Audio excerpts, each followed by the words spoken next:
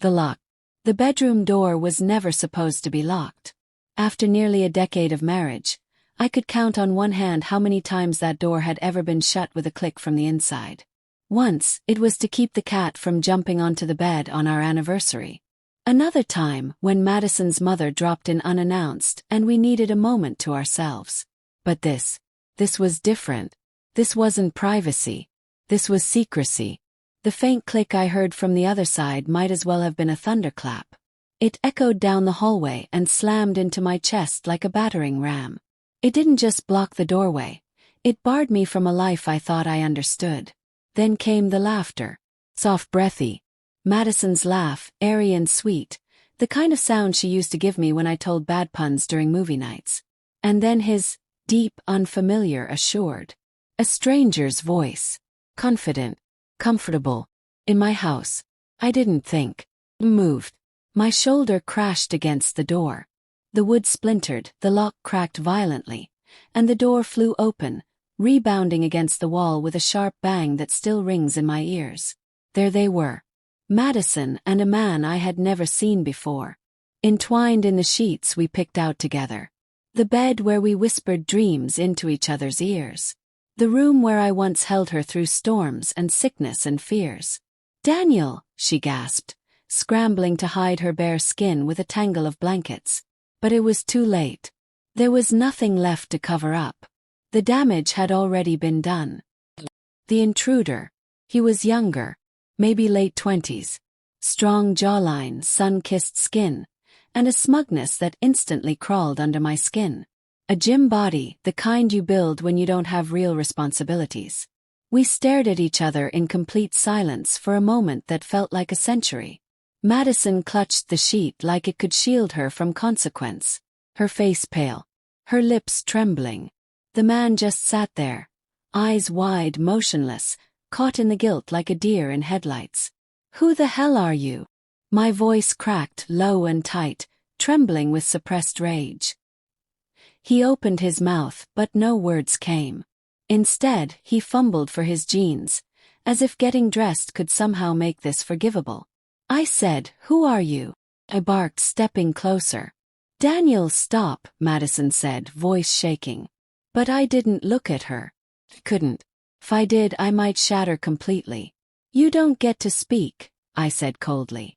"Not after this." The guy finally muttered something. "Look, man. I didn't know." Didn't know what? Snap. Didn't know she was married. Didn't know this was my house. Didn't know you were in my bed. His silence was louder than any answer. He knew. He just didn't care. Containment. I didn't hit him. Every part of me wanted to. My fists curled tightly, and I could feel the tendons stretch in my arms, the adrenaline rushing like fire through my veins. But I wasn't going to lose control. Not for him. "Get out," I said.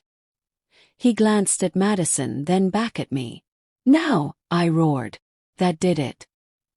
He grabbed his clothes and scrambled past me, nearly tripping as he fumbled out the door. The front door slammed behind him like punctuation at the end of a bitter sentence. Then silence, except for Madison's stifled crying. I turned to her slowly. When I finally looked at her, it wasn't my wife I saw. It was a stranger wrapped in betrayal. "Daniel, please," she whispered. "Don't," I said, raising my hand. "Just don't. It was a mistake. It didn't mean anything." I laughed. A cold, hollow sound that scraped my own throat. "Didn't mean anything," I repeated, stepping back.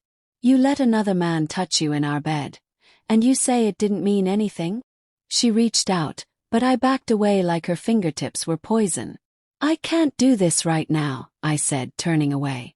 The door swayed on its broken hinges, a perfect symbol of everything else that had just fallen apart.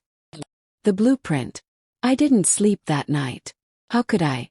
Every time I closed my eyes, I saw her smile at him, heard the echo of their laughter, saw the sheets twisted around their limbs. By morning, the fog of pain had cooled into something sharper: purpose.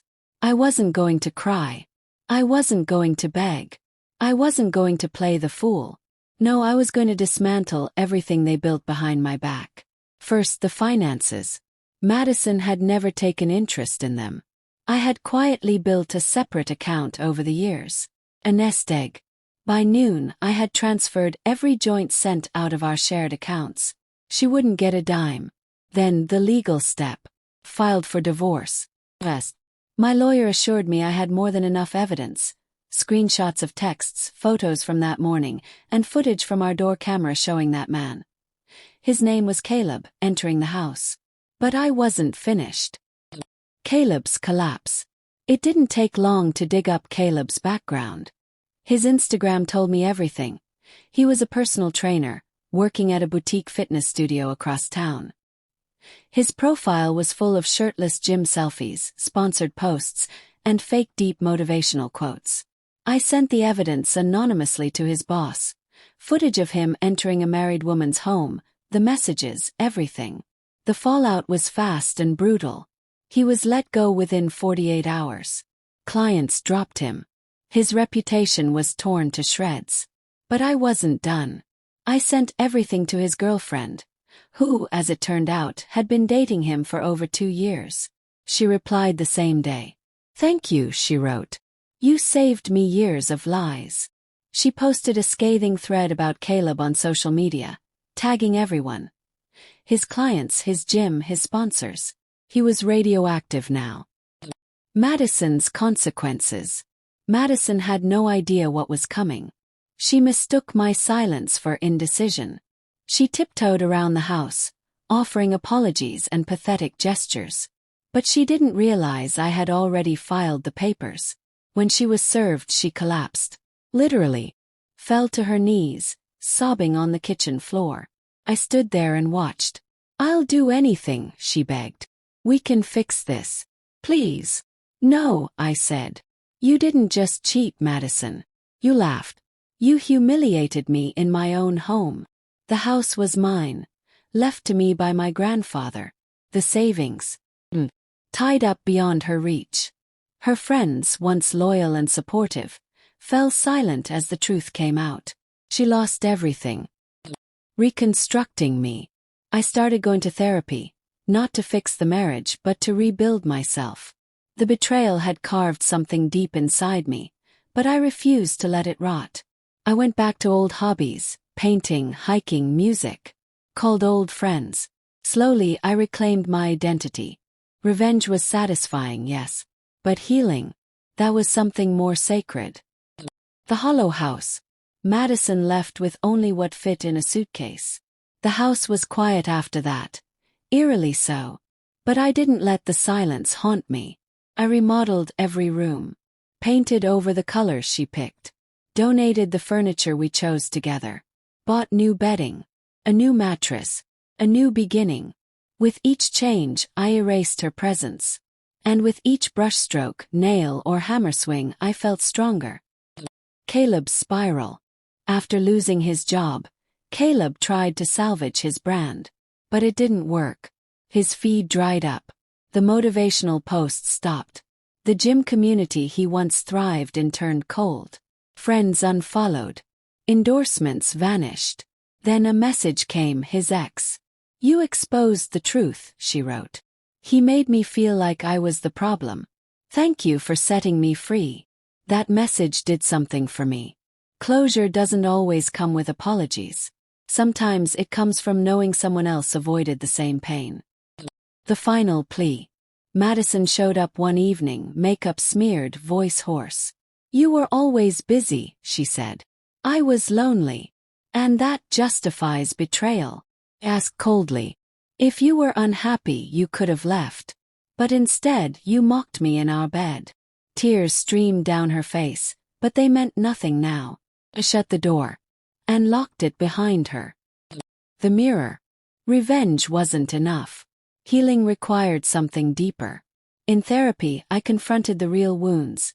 My self-doubt, my guilt, my fear of not being enough. But I was enough. Her betrayal didn't define me. I did. Rebirth. Months passed. Caleb became a ghost. Madison faded into memory. I picked up my guitar again. Started painting canvases that filled my walls. Took solo trips. Sat with silence and didn't fear it. I was no longer Daniel, the husband. I was Daniel, the survivor. The creator. The man I had almost forgotten I could be. The unexpected goodbye. I saw her in a cafe. Muller. Nervous. Daniel, can I sit? He nodded. I'm sorry, she said sincerely this time. Not for the divorce. For breaking everything. I understand now. I nodded again. I hope you find happiness. I already have, I said.